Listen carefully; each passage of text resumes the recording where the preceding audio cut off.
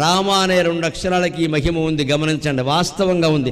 రా అనగానే నోరు తెరుస్తాం మనం, వెంటనే ఏమవుతాయట, అంతవరకు మనస్సులో గూడు కట్టుకుని ఉన్న పాపాలన్నీ బయటకు వచ్చేస్తాడు. నోరు తెరిచావుగా బయటకు వచ్చేసి వెంటనే మా అనగానే మూసా అంటే పెదవులు, ఇంకా మళ్ళీ లోపలికి వెళ్ళవట. అది రామ అనేదాని మంత్రం అన్నాడు.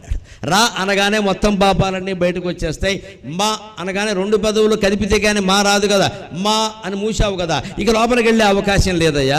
పెట్టులో ఏదైనా పాము ఉందంటే దాన్ని బయట బారేసిన తర్వాత ఏదో రకంగా ధైర్యం చేసి పెట్టి మూసేసామనుకోండి, ఇక మళ్ళీ ఆ పాము ఆ పెట్టిలోకి వెళ్ళదు కదా. ఇంకా అలాగే మన పాపాలనే సర్పాలు బయటికి వెళ్ళిపోతాయి. రా అనగానే, మా అనగానే నోరు మూసావు కాబట్టి ఇక మళ్ళీ లోపలికి వెళ్ళే అవకాశం లేదయ్యా.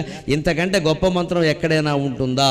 తిరగేసి పలికినా కూడా స్వామికి వాల్మీకి బోయేవాడికి వాల్మీకి రామాయణ కావ్యం రాసేంత శక్తి వచ్చింది. సక్రమంగా పలికితే మనకు ఎంత శక్తి వస్తుందండి? ఒక్క రామనామ జపం చేతనే మనం మొత్తం అన్ని రకాల బాధలని నివారించుకోవచ్చు అని చెప్పాడు.